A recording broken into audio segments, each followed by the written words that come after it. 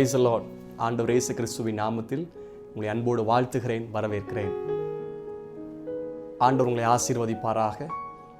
இந்த நாட்கள் உங்களுக்கு மிகவும் ஆசீர்வாதமான நாட்களாய் கர்த்தர் மாற்றுவார். வருஷத்தை உடைய நன்மையால் முடிசூட்டுகிறீர், உடைய பாதையெல்லாம் நெய்யாய் பொழிகிறது என்று நாம் பார்க்கிறோம். ரெட்டிப்பான் நன்மையை தருவின், இன்றைக்கே தருவின் என்று வாக்கு பண்ணின கர்த்தர் செய்ய நினைத்து ஒரு நாளும் தடைபடுவது இல்லை.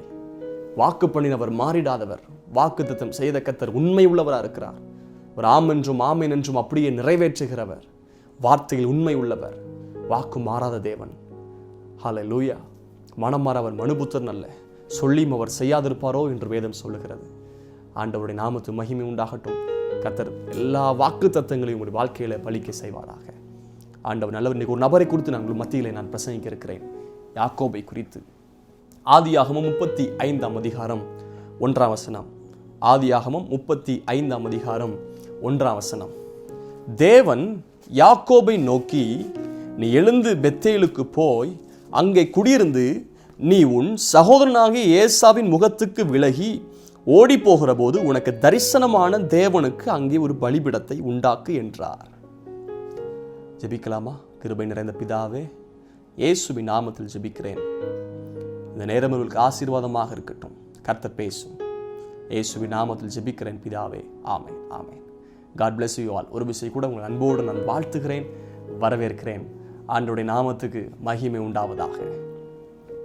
இந்த வசனத்தை கவனிங்கள். ஆதியாகமம் 35ஆம் அதிகாரம் 1ஆம் வசனம். தேவன் யாக்கோபை நோக்கி, நீ எழுந்து பெத்தேலுக்கு போய் அங்கே குடியிருந்து நீ உன் சகோதரனாக ஏசாவின் முகத்துக்கு விலகி ஓடி போகிற போது உனக்கு தரிசனமான தேவனுக்கு அங்கே ஒரு பலிபீடத்தை உண்டாக்கு என்றார். ஆபிரகாம், ஈசாக்கு, யாக்கோபு முற்பிதாக்கள் நமக்கு தெரியும். யாக்கோபுடைய சந்ததியில கோத்திரப்பிதாக்கள் வந்தாங்க. வாக்கு தத்தங்கள் எல்லாம் யாக்கோபுடைய சந்ததியில் நிறைவேறினது என்பதை நாம் பார்க்கிறோம். ஆண்டவர் நல்லவர். யாக்கோபுட்ட ஆண்டவர் சொல்றார், நீ எழுந்து பெத்தேலுக்கு போ. ஏன் எழுந்து பெத்தேலுக்கு போக சொல்லுகிறார்? பெத்தேல் என்றால் ஹவுஸ் ஆஃப் காட், தேவனுடைய வீடு என்று அர்த்தம். பெத்தேல். ஏல் என்றால் தேவன், பெத் என்றால் வீடு. பாருங்க, வேதத்தில் அநேக பெயர்கள் ஏல் ஏல் இருக்கும்.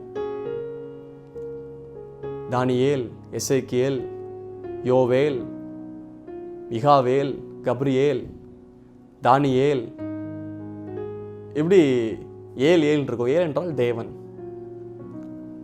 எழுந்து பெத்தேலுக்கு போ. அப்புறம் சொல்லிட்டு நீ உன் சகோதரனுக்கு, ஏசாவாகிய சகோதரனுக்கு நீ பயந்து போகும்போது, அவனுடைய முகத்துக்கு விலகி ஓடி போகிற போது உனக்கு தரிசனமான ஒரு இடம், ஒரு சம்பவம் இருக்கிறது. அதாவது ஆசீர்வாதம் கொஞ்சம் ஏமாற்றி வாங்கினார் யோசேப்பு. தகப்பனுக்கு கண் தெரியல. அண்ணன்ட்ட சொல்லி அனுப்புறாரு, அப்பா சேஷ்டபுத்திரன், அவனை ஆசீர்வதிக்கணும், நீ முதற் பையன், என்ன பண்ணு, வேட்டையாடி கொண்டு வா. இந்த சம்பவத்தை தன் தாய் கேட்டா அவர் வஞ்சித்து நீ அவன் தம்பிகிட்ட சொல்றா, எப்பா யாக்கோபு உங்க அப்பா ஆசீர்வதிக்க போறாரு, என்ன பண்ணு, ஒரு ஆடை பிடிச்சிட்டு வா, அனுப்புவோம். இப்படி ஆசீர்வாதத்தை மாற்றி வாங்கினார். இப்போ ஏசாவுக்கும் யாக்கோபுக்கும் எந்த பிரச்சனை வந்துடக்கூடாது, எந்த குழப்பங்கள் கொலவெறியும் வந்துடக்கூடாது. ஏமாத்தி ஆசீர்வாதத்தை வாங்கிட்டான்னு சொல்லி ஏசா யாக்கோபை பகைச்சிடக்கூடாது என்பதற்காக என்ன பண்ணுறாங்கன்னா, அவனை அனுப்பி விட்றாருப்பா, போப்பா அப்படின்னு சொல்லி அனுப்பி விடுறார். யாக்கோபு கூடாரவாசின்னு போடப்பட்டிருக்கிறது. வீட்டு பிள்ளை, வெளியே அதிகமாகி போய் பழக்கம் இல்லை. ஏசா அவர் வனசஞ்சாரி, காட்டில் தான் போய் அவர் எல்லாம் வேட்டையாடுவார். இப்படிப்பட்ட அனுபவங்கள் அவருக்கு உண்டு. ஆண்டவர் நாமத்துக்கு மகிமை உண்டாகட்டும். இப்போ என்ன பண்ணுறாங்க அப்படின்னா, நீங்கள் சில பகுதியை நம்ம தியானிப்போம். 28ஆம் அதிகாரம், ஆதியாகமம் 28ஆம் அதிகாரம் 5ஆம் வசனம். ஈசாக்கு யாக்கோபை அனுப்பிவிட்டான். பாருங்க, அனுப்பிவிட்டான். 6ஆம் வசனம். ஈசாக்கு யாக்கோபை ஆசீர்வதித்து ஒரு பெண்ணை கொள்ளும்படி அவளை பாதாமாரமுக்கு அனுப்பினதையும் அனுப்பி விட்டுறாங்க. இப்போ அம்மாவும் சேர்ந்து நீ அனுப்பி விட்றாங்க, போயிரு, இது பிரச்சனை நடந்துடக்கூடாது, அங்கேயே நீ பெண் எடுத்துக்க. அப்புறம் பாருங்க, அவன் ஆண்டவரோட ஜெபம் பண்றான், ஆண்டவரே போற வழியில் எனக்கு உணவு தந்து, உடுக்க வஸ்திரம் தந்து காப்பாத்தினா. அவரோட செலத்துக்கு போகும்போது ராத்திரி ஆகிட்டு அவர் கல்லை தலையில வச்சு நித்திரையா இருக்கிறார். அப்பொழுது ஒரு தரிசனம் பார்க்கிறார். ஆண்டவர் நாமத்துக்கு மகிமை உண்டாகட்டும். 11ஆம் வசனம், ஒரு இடத்தில் வந்து சூரியன் அஸ்தமிக்கப்படினால் அங்கே ராத்தங்கி அவ்விடத்து கற்களை ஒன்றை எடுத்து தன் தலையின் கீழ் வைத்து அங்கே நித்திரை செய்யும்படி படுத்துக்கொண்டான். தூங்கும்படி படுத்த போது 12ஆம் வசனம், அங்கே அவன் ஒரு சொப்பனம் கண்டான் அப்படின்னு ஒரு தரிசனத்தெல்லாம் பார்க்கிறார். 13ஆம் வசனம், அதற்கு மேல கர்த்தர் நின்று, நான் உன் தகப்பனாகிய ஆபிரகாமின் தேவனும் ஈசாக்கின் தேவனுமாகிய கர்த்தர் நீ படுத்திருக்கிற பூமியை உனக்கு உன் சந்ததிக்கும் தருவேன் என்று வாக்கு பண்ணினார். ஆண்டவர் நல்லவர். அப்புறம் வாக்குத்தத்தத்தை சொல்றார், உன் சந்ததி பூமியின் தூளை போல் இருக்கும், நீ மேற்கையும் கிழக்கையும் வடக்கையும் தெற்கையும் பரவுவாய், உனக்குள்ளும் உன் சந்ததிக்குள்ளும் பூமியின் வம்சமெல்லாம் ஆசீர்வதிக்கப்படும் என்று சொன்னார். நான் உன்னோடு கூட நீ போகிற இடத்தில் உன்னை காத்து இந்த தேசத்துக்கு உன்னை திரும்பி வர பண்ணுவேன், நான் உனக்கு சொன்னதை செய்யும் அளவும் உன்னை கைவிடுவதில்லை. கர்த்தர் பாருங்க, கர்த்தர் சொன்ன வார்த்தையை செய்யும் அளவும் கைவிடுகிற தேவன் அல்ல. பல வாக்கு தத்தங்களை கொடுத்திருக்கலாம், பல தீர்க்கதரிசன வார்த்தைகளை பேசியிருக்கலாம், நீங்கள் வார்த்தையை சுதந்திரித்திருக்கலாம், இதை கர்த்தர் நிறைவேற்றும் மூலம் அவர் கைவிடுகிறது அல்ல. அப்புறம் உடனே 16ஆம் வசனம் பாருங்க, யாக்கோபு நித்திரை தெளிந்து விழித்த போது மெய்யாகவே இந்த ஸ்தலம், ஆமென், கர்த்தர் இந்த ஸ்தலத்தில் இருக்கிறார். God is here, presence of God. இந்த ஸ்தலத்தில் தேவன் இருக்கிறார், இதை நான் அறியாதிருந்தேன் என்றான். 17ஆம் வசனம், அவன் பயந்து, இந்த ஸ்தலம் எவ்வளவு பயங்கரமா இருக்கிறது, இது தேவனுடைய வீடையெல்லாம் வேறல்ல, பெத்தேல் என்றால் தேவனுடைய வீடு, அது வானத்தின் வாசல்.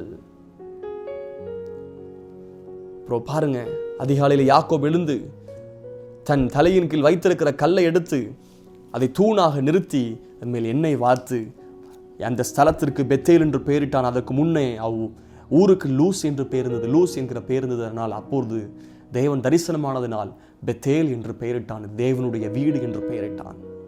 அதுக்கப்புறம் அடுத்த வசனத்தை கவனியுங்கள், 20ஆம் வசனம், அப்பொழுது யாக்கோபு, தேவன் என்னோடு இருந்து நான் போகிற இந்த வழியில் என்னை காப்பாற்றி உண்ண ஆகாரம் உடுக்க வஸ்திரம் எனக்கு தந்து, பாருங்க, அனுப்பி விடுகையில் உண்ண சாப்பாடும் இல்லை வஸ்திரமும் இல்லை, போகிற வழியில் எனக்கு சாப்பாடு எனக்கு உடுக்க வஸ்திரமும் கொடுத்தாருன்னா என்னை என் தகப்பன் வீட்டுக்கு சமாதானத்தோடு திரும்பி வருவாரானால் கர்த்தர் எனக்கு தேவனாக இருப்பார். பாருங்க, ஏற்கனவே பிரச்சனையோட தான் போறார், நான் திரும்ப என் தகப்பன் வீட்டுக்கு சமாதானத்தோட வர பண்ணா.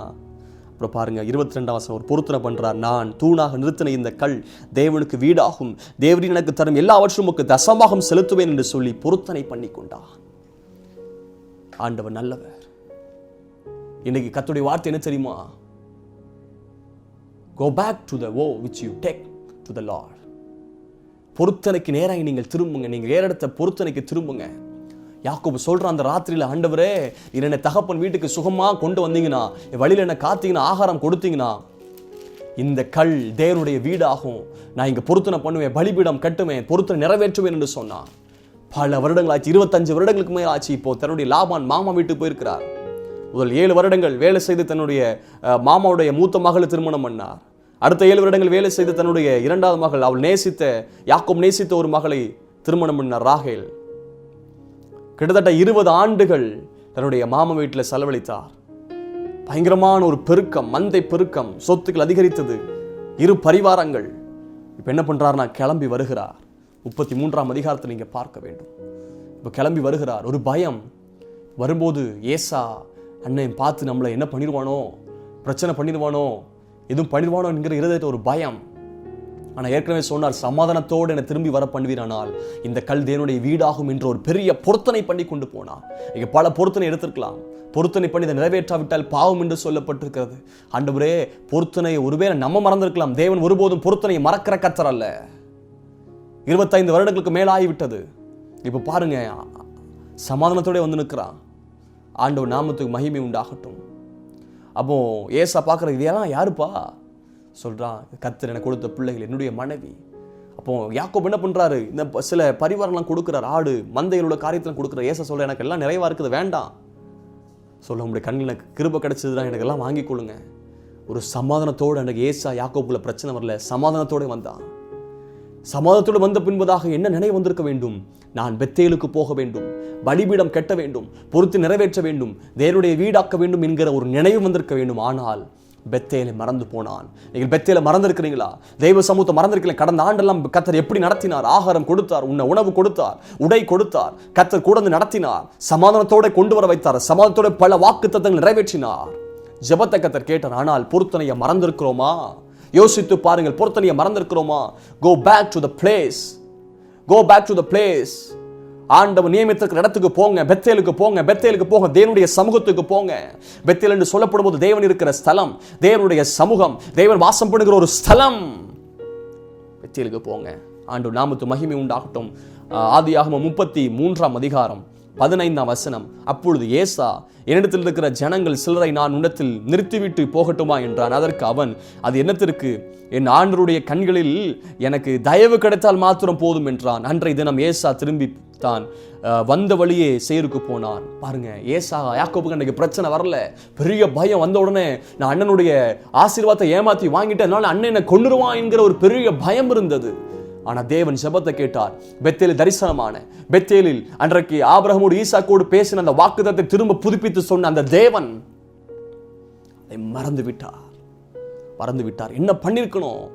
ஏசா சமாதத்தோடு போகும்போது என்ன பண்ணிருக்கணும்? பெத்தேலுக்கு திரும்பி சென்றிருக்க வேண்டும். என்னை உருவாக்கின ஒரு ஸ்தலத்துக்கு சென்றிருக்கணும். என்னை வார்த்தை கொடுத்த ஸ்தலத்துக்கு சென்றிருக்கணும். எனக்கு தீர்க்க தரிசனம் கொடுத்த ஸ்தலத்துக்கு சென்றிருக்கணும். என்னை உருவாக்கின தேவ சமூகத்துக்கு சென்றிருக்க வேண்டும். அவர் தான் சொன்னார், என்னை பத்திரமா கொண்டு வந்தீங்கன்னா நான் பொருத்தனை பண்ணிருக்கிற நிறைவேற்றுவேன் என்று சொன்னார். அடுத்த வசனம் பாருங்க, 17 வசனம். யாக்கோபு சுக்கோத்துக்கு பிரயாணம் பண்ணி தனக்கு ஒரு வீடு கட்டி அவர் சொன்னா, இந்த கல்தேனுடைய வீடாகும் என்றான். ஆனால் சுக்கோத் தவறான ஒரு ஸ்தலத்துல போய் வீடு கட்டுறான். 2வது, தன் மிருகங்களுக்கு கொட்டாரங்களை போட்டான். மிருகங்களுக்கு கொட்டாரம் போடுறான். அவ்வளவு பெருக்கம், மந்தை பெருக்கம். ஆனா ஒரு ஆடு தேவ சமூகத்தை பலி செலுத்த முடியலையே, பலிபீடம் கட்ட முடியலையே. ஆண்டவர் நல்லவர். அடுத்தது பாருங்க, 19 வசனம். தான் கூடாரம் போட்ட வெளியின் நிலத்தை சீகேமின் தகப்பனாக ஏமோரின் புத்திரர் கையிலே 100 வெள்ளிக்காசு கொண்டு அந்த நிலத்தை வாங்குறான். அடுத்த 20 வசனம். அங்கே ஒரு பலிபீடத்தை கட்டி அதற்கு ஏலோகே என்று இஸ்ரவேல் பெயரிட்டான். ஐயா, பலிபீடம் போது எங்க கட்ட போனோம்? பெத்தேல்ல கட்ட போனோம். ஆனா பாருங்க, அந்த ஸ்தலத்துல போகும்போது தான் ஒரு பெரிய பிரச்சனை குடும்பத்தில் ஏற்பட்டது. பெரிய பிரச்சனை. அந்த ஸ்தலத்தில் இருக்கும்போது தன்னுடைய மகள், ஒரே மகள் தீனால் தீட்டுப்படுத்தினாங்க. தவறான நடக்கை. தன்னுடைய மகள் வெளியே போகும்போது அவளை அங்குடைய இருக்கிற அந்த நபர் போய் தவறான நடத்தி, இது நிமித்தமா என்ன ஆகுது தெரியுமா? ஒரு உடன்படிக்கை பண்றாங்க. ஐயோ, நான் எங்களுடைய குமார்த்தையெல்லாம் தரணும்னா விருத்த சேதனம் இல்லாமல் கொடுக்க முடியாது, எல்லாம் விருத்த சேதனம் பண்ணுங்கன்னு சொன்னாங்க. அதை கேட்டு சீகம் உள்ளவங்க எல்லாரும் விருத்த சேதனம் பண்றாங்க. 3ஆம் நாள் நோவு எடுத்த போது சிமியோனும் லேவியும் என்ன பண்றாங்கன்னா, பட்டயத்தை கொண்டு போய் எடுத்து வெட்டுறாங்க. 34 அதிகாரம் 25 வசனம். 3ஆம் நாளில் அவர்களுக்கு நோவு எடுத்த போது யாக்கோபின் குமாரனும் தீனால் சகோதரமாகிய சிமியோன் லேவி என்னும் இவ்விரண்டு பேரும் தன் பட்டயத்தை எடுத்துக்கொண்டு துணிகரமாய் பட்டணத்தின் மேல் பாய்ந்து ஆண் மக்கள் யாவரையும் கொன்று போட்டார்கள். தன்னுடைய ஒரு பக்கத்தை தன்னுடைய மகள் தீட்டுப்படுத்துகிறாள். தவறான நடக்கை. எவ்வளவு ஆசையா வீட்டில் செல்லமா வளர்ந்த பிள்ளை, ஒரே ஒரு பெண் பிள்ளை எப்படி செல்லமா வளர்த்திருப்பாங்க. 2வது, சிமியோன் லேவியும் கொலைக்காரனா மாறுறான். 30ஆம் வசனம் பாருங்க. அப்பொழுது யாக்கோபு சிமியோனையும் லேவியும் பார்த்து, இந்த தேசத்தில் குடியிருக்கிற கானானின் இடத்தில் பெரிசியின் இடத்திலும் என் வாசனையை நீங்க கெடுத்ததினாலே என்னை கலங்க பண்ணீர்கள். நான் கொஞ்ச ஜனம் உள்ளவன், அவள் எனக்கு விரோதமாய் கூட்டம் கூடி நான் என் குடும்பமும் அழியும்படிக்கு என்னை வெட்டி போடுவார்களே என்ற ஒரு பெரிய பயம் உண்டாகி போச்சு. பெரிய பயம். வாசனையை கெடுத்துட்டீங்களே, சிமியோனும் லேவியும் குடும்பத்தின் வாசனையை கெடுத்துட்டாங்க. சொல்ற, நான் கொஞ்ச ஜனம் உள்ளவன். ஐயோ, கொஞ்ச ஜனம் உள்ளவன், நான் கலங்க பண்ணிட்டீங்களே. என்ன பண்ணுன்னு சொல்லி தெரியல, என்ன பண்ண வேண்டும் சொல்லி தெரியல, எங்க போகணும்னு சொல்லி தெரியல. யாக்கோபு திகச்சில் இருக்கிறார். அப்புறம் சொல்றாங்க, சகோதரியில வேசியை போல நடத்தலாமா? தன் சொந்த பிள்ளை வேசியை போல நடத்தப்படுறாங்க. சொந்த 2 பசங்க கொலைக்காரனா மாறுறாங்க. குடும்பத்தின் வாசனை கெடுது. விரோதமா எழும்பி இப்பொழுது பிரச்சனைக்கு ஏதுவான ஒரு பகுதி நடந்து கொண்டிருக்கிறது. பெரிய ஆபத்தான சூழ்நிலைமை. யாக்கோபுக்கு என்ன பண்ணணும்னு சொல்லி தெரியல. திகச்சில் இருக்கிற, என்ன ஆண்டவரே பண்ணணும்? என் வாசனை கெட்டது. இப்ப தான் ஆண்டவர் சொல்ற அடுத்த அதிகாரம், இப்படிப்பட்ட ஒரு பெரிய பிரச்சனை, ஆபத்துக்கு ஏதுவான ஒரு பிரச்சனை, என்ன பண்ற வேண்டும் என்று சொல்லி தெரியாத நிலைமையில் கேள்விக்குறியா இருக்கும் போது கர்த்தர் பேசுறார். எழுந்து பெத்தேலுக்கு போ, எழுந்து பெத்தேலுக்கு போ.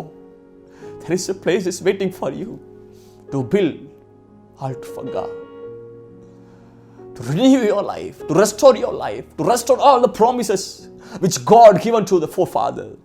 ஒரு பிதாவுக்கு கொடுத்த திரும்ப வாக்குத்தத்தை புதுப்பிக்கிற ஒரு ஸ்தலம் இருக்கிறது. எழுந்து பெத்தேலுக்கு போ.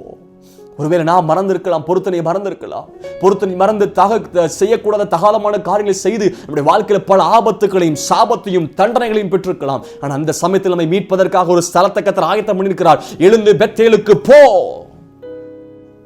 கர்த்தர் நினைவைத்து அனுப்புறார். இங்கே இருந்தா யாக்கோபு செத்துருவான், பிரச்சனை வந்துடும். எழுந்து பெத்தேலுக்கு அனுப்புகிறார். Right now God is speaking with you. Go back to Bethel. Go back to the promise which you made to God. Hallelujah. பெத்தேலுக்கு போய் பலிபீடம் கட்டுங்க. ஆண்டவருடைய நாமத்துக்கு மகிமை உண்டாகட்டும். ஆனால் இருக்கிற ஸ்தலத்தில் என்ன பண்ண தெரியுமா? ஏசா எந்த பிரச்சனையும் வரல, சமாதானத்தோடு வீட்டுக்கு வந்தார். ஆனால் அவன் பண்ண என்ன தெரியுமா? முதலாவது ஆதியாகமம் 33:17 தனக்கு ஒரு வீடு கட்டி, தனக்கு இது சுய திட்டத்தை காண்பிக்கிறது. சுக்கோத்தில் இது சுய திட்டம் தனக்கு. ஆனால் தேவனுக்கென்று முதற்பலன் செலுத்தணும். தசபாகம் 10%. ஆனால் தனக்கென்ற ஒரு காரியம். முதலாவது தேவனுடைய ராஜ்யத்தின் நீதி தேடுங்க. First preference to God. முதலிடம் நம்முடைய வாழ்க்கையில், நம்முடைய காரியத்தில், நம்முடைய சம்பாத்தியத்தில், நம்முடைய குடும்ப வாழ்க்கையில், நம்முடைய தனிப்பட்ட ஜீவியத்தில் முதல் பகுதி தேவனுக்கு. ஆனால் தனக்கு ஒரு வீடு கட்டுறான் முதலாவது. ஆனால் பெத்தேலை மறந்து போனா எத்தனை வருடங்கள் ஆகிவிட்டது. சுய திட்டம்.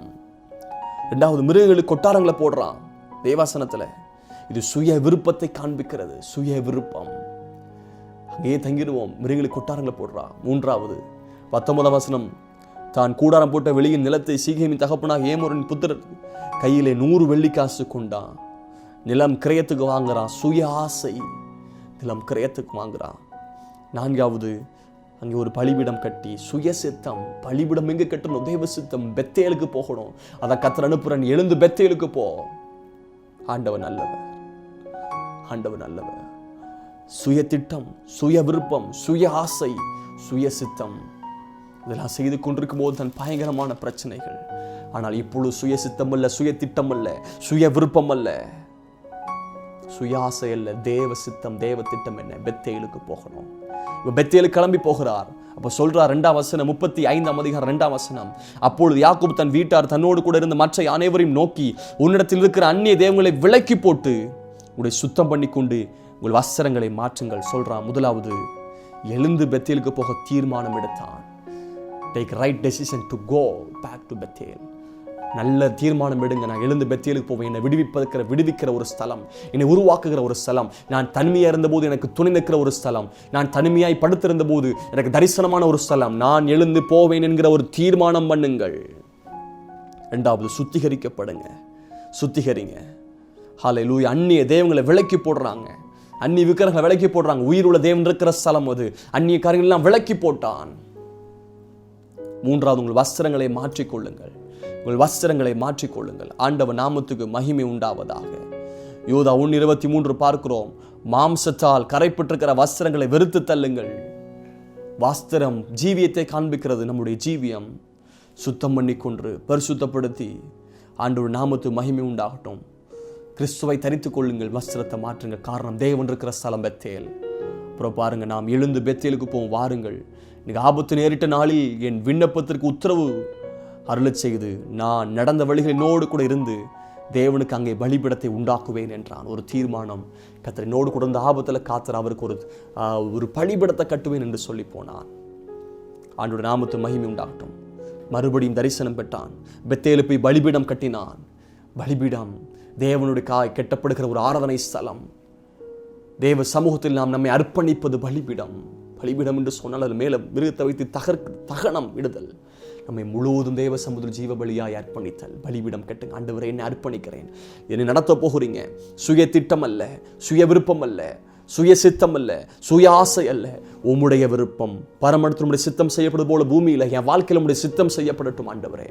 இன்றைக்கு பெத்தேல போய் பலிபீடம் கட்டினானோ, திரும்ப கர்த்தர் யாக்கோவோடு கூட வார்த்தையை புதுப்பித்தார். அன்றைக்கு ஆண்டவர் சொல்றாரு பாருங்க, 35:10 இப்பொழுது உன் பெயர் யாக்கோபு, இனி உன் பெயர் யாக்கோபு என்னப்படாமல் இஸ்ரவேல் என்று உனக்கு பெயர் வழங்கும் என்று சொல்லி அவனுக்கு இஸ்ரவேல் என்று பெயரிட்டார். யாக்கோபு என்றால் எத்தன் என்று அர்த்தம். எத்தன். ஆனால் இஸ்ரவேல் என்றால் ஒரு பெரிய ஆவிக்குரிய ஆசீர்வாதம், பெரிய ஜனம் இஸ்ரவேல். ஹல்லேலூயா. கர்த்தர் இஸ்ரவேலை மாற்றினார். பெத்தேலுக்கு போங்க, தேவ சமூகத்தை தரித்திருங்க, உங்களையே நீங்க அர்ப்பணிங்க, வஸ்திரத்தை மாற்றுங்க, விக்கிரகங்களை விலக்கி போடுங்க, அந்நிய தெய்வத்தை விலக்கி போடுங்க, பலிபீடம் கட்டுங்க. தகர்க்கப்பட்ட பலிபீடத்தை எலியா செப்பனிட்டான். பலிபீடம் ஒரு ஐக்கியத்தை காண்பிக்கிறது. தேவ சமூகத்தில் பலிபீடத்தை கட்டுறான். ஆண்டவர் நல்லவர். ஹல்லேலூயா. முதற் காரியங்களை ஆண்டவருக்காய் செலுத்துங்க. அன்றைக்கு ஆண்டவருக்கு நன்றியோடு, ஆண்டவரே நான் பல வருடங்களாக நான் மறந்துட்டேன் பொறுத்தனைய, என்னை இம்மட்டும் கொண்டு வந்ததுக்கு நான் எம்மாத்திரம், இம்மட்டும் என்னை கொண்டு வந்தீர் ஆண்டவரே. இம்மட்டும் கர்த்தர் நடத்தினார், இம்மட்டும் கர்த்தர் தாங்கினார், இம்மட்டும் கர்த்தர் சுமந்தார், இம்மட்டும் கர்த்தர் தப்புவித்தார். அந்த பெத்தேலுக்கு வந்து ஆண்டவருக்கு நன்றி செலுத்துங்க. ஆண்டவர் தொடர்ந்து பேச ஆரம்பிக்கிறார். பெத்தேல வந்து ஹல்லேலூயா. யாக்கோபு பாதாம் வந்த பின்பு தேவன் அவனுக்கு மறுபடியும் தரிசனமாகி அவனை ஆசீர்வதித்து மறுபடியும் கர்த்தர் பெத்தேல தரிசனமாகிறார். எந்த ஸ்தலத்தில் நீங்கள் தரிசனம் பெற்றீர்களோ அதே ஸ்தலத்தில் திரும்ப தரிசனம் புதுப்பிக்கப்பட வேண்டும். எந்த ஸ்தலத்தில் நீங்கள் ஆசீர்வாதங்களை சுதந்திரித்தீர்களோ அதே ஸ்தலத்தில் திரும்ப ஆசீர்வாதங்களை புதுப்பிக்கிற ஒரு ஸ்தலம். எந்த இடத்தில் தீர்க்கதரிசன வார்த்தையை பெற்றீங்களோ அதே ஸ்தலத்தில் கர்த்தர் திரும்ப கொண்டு போய் பலிபீடம் கட்டும் போது தீர்க்க தரிசனத்தை கர்த்தர் புதுப்பிக்கிறார். வாக்குத்தத்தை புதுப்பிக்கிற ஒரு ஸ்தலம். Hallelujah. God is renewing the promises. God is renewing the power. God is renewing you. Hallelujah. He want to restore you. Hallelujah. He want to remade you. திரும்ப உங்களை உருவாக்க விரும்புகிறார். ஆண்டவர் பேசுகிறார். பின்னும் தேவன் அவனை ஆசீர்வதித்து, நான் சர்வ வல்லமை உள்ள தேவன், நீ பலுகி பெருகுவாயாக. ஒரு ஜாதியும் பற்பல ஜாதியில் கூட்டமும் உன்னிடத்திலிருந்து உண்டாகும், ராஜாக்களும் உன் சந்ததியில் பிறப்பார்கள். நான் ஆபிரகாமுக்கும் ஈசாக்கும் கொடுத்த தேசத்தை உனக்கு கொடுப்பேன், உனக்கு பின் உன் சந்ததிக்கும் இந்த தேசத்தை கொடுப்பேன் என்று சொல்லி தேவன் அவனோடு கூட பேசின ஸ்தலத்திலிருந்து அவனை விட்டு எழுந்தருளி போடா. அப்போது அவன் சொல்றான், இது ஏல் பெத்தேல், இது ஏல் பெத்தேல். யாகவே இந்த வீடு தேவன் இருக்கிற தேவனுடைய வீடு என்று சொல்லுகிறான். லூஸ் என்று இருந்தது பெத்தேல் என்று மாறினது. இப்பொழுது ஏல் பெத்தேல். மீண்டும் கர்த்தர் வாக்குத்தத்தை புதுப்பித்தார், மீண்டும் தரிசனத்தை புதுப்பித்தார். ஒரு காரியம் கர்த்தர் சொல்றார், எழுந்து பெத்தேலுக்கு போ. ஏன் கர்த்தர் எழுந்து போக சொல்லுகிறார்? பெரிய பிரச்சனையில மாட்டி கிடக்கும் போது, தன் பிள்ளைகள் தடுமாறி நமக்கு விரோதமாய் பெரிய பிரச்சனை இருக்கும் போது என்ன பண்ண வேண்டும் என்று சொல்லி தெரியாமல் திகைத்து நிற்கும் நேரத்தில் கர்த்தர் பேசினார், நீ எழுந்து பெத்தேலுக்கு போ, எழுந்து பெத்தேலுக்கு போ. யோசிக்கிற, ஆண்டவரே நான் மறந்துட்டேன், ஆண்டவர் பெத்தேலை. நீ யோசிக்கல, ஆண்டவர் நான் பெத்தேலை மறந்துட்டேன், என்னை திரும்ப ஞாபகப்படுத்தினதற்காக நன்றி. இந்த நாளில் நீங்க தீர்மானம் எடுங்க, நான் எழுந்து பெத்தேலுக்கு போவேன். பழைய மனுஷனை கலந்து போட்டு புதிய மனுஷனா போங்க. பலிபீடம் கட்டுங்க. கர்த்தர் நன்றி செலுத்துங்க. கர்த்தர் இன்னும் வாக்குத்தத்தை கொடுப்பார். வாக்குத்தத்தை கர்த்தர் புதுப்பிப்பாராக. ஆண்டவர் நாமத்துக்கு மகிமை உண்டாகட்டும். இந்த ஆண்டெல்லாம் தேவ கிருபை உங்களோடு கூட இருப்பதாக. கர்த்தருடைய ஆசீர்வாதத்தை காக்க கடவர். கர்த்தர் தம்முடைய முகத்தை உங்களை பிரகாசி பண்ணி கிருபையா இருக்க கடவர். கர்த்தர் தம்முடைய முகத்தை பிரசன்னமாக்கி சமாதானம் கட்டளையிட கடவராக. இந்த தேவன் என்றென்றைக்கும் உள்ள சதாகாலம் நம்முடைய தேவன், அவர் மரண பரிந்து நம்மை நடத்துவாராக. யாக்கோபு இன்றைக்கு வரைக்கும் இஸ்ரவேல் என்கிற பெயர் இருக்கிறது. இஸ்ரவேல் தேசம் உருவானது, இஸ்ரவேல் சந்ததி உருவானது. சந்ததிக்கு இந்த வார்த்தை வேணுமானால் பெத்தேலுக்கு அன்றைக்கு திரும்பி இருக்க வேண்டும். அன்றைக்கு ஒருவேளை பெத்தேலுக்கு அவர் திரும்பவில்லை என்றால் இந்த சந்ததிகள் உருவாயிருக்காது, இஸ்ரவேல் தேசம் உருவாயிருக்காது, கானான் தேசங்கள் வந்திருக்க முடியாது, அடிமைத்தனங்கள் முறிக்கப்பட்டிருக்க முடியாது. ஆண்டவர் பெரியவர். இன்றைக்கும் ஆவிக்குரிய இஸ்ரவேல் இருக்கிறாங்க. காரணம் என்ன தெரியுமா? பெத்தேலுக்கு அன்றைக்கு தீர்மானம் பண்ணி திரும்பி சென்றார். ஆனால் அதுக்கு முன்பதாக ஏன் பெத்தேலை மறந்தான் தெரியுமா?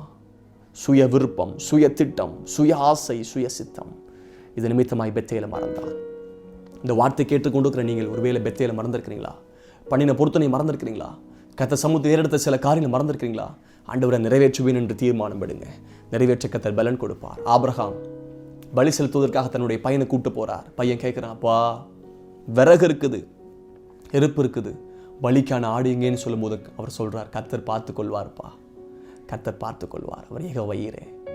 அவர் பலிபீடத்தில் தன்னுடைய பையனை வைத்து கத்தியை ஓங்கும் போது கர்த்தர் சொல்லுகிறார், நீ இப்பொழுது கர்த்தருக்கு பயப்படுகிற அறிந்திருக்கிறேன், உன் கையை கீழே போடு. இப்போ புதரில் என்ன பண்ணுன்னு சொல்லி தெரியல, வந்தாச்சு, பலி செலுத்தணும், ஆடு கொண்டு வரல, பையனை தான் பலி செலுத்தணும்னு ஆண்டவர் சொன்னார், வந்தேன். ஆனால் கர்த்தருக்கு ஏதாவது தகன பலி செலுத்தணுமே, அவர் ஆராதிக்கணுமே என்று சொல்லி ஏங்கி கொண்டிருக்கும் போது புதரில் திரும்பி பார்த்தபோது அங்கே ஆட்டு கடா சிக்கி இருந்தது. ஆட்டு கடா என்று போடப்பட்டிருக்கிறது.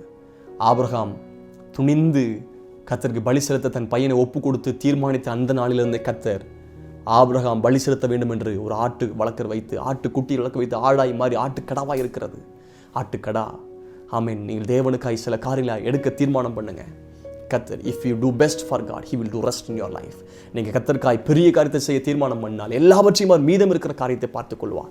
அன்றைக்கு ஆபிரகாம் துணிச்சலோடு சொன்னார், கர்த்தர் பார்த்துக் கொள்வார். அந்த ஸ்தலத்துக்கு யெகோவா ஈரே என்று பெயரிட்டான். எல்லாவற்றையும் கர்த்தருக்கு பார்த்துக் கொள்வார். இது யெகோவா ஜீரே.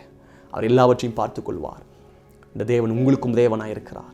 அவர் முற்பிதாக்களும் மாத்திரம் தேவன் அல்ல, அவர் உங்களுக்கும் தேவன், எனக்கும் தேவன்.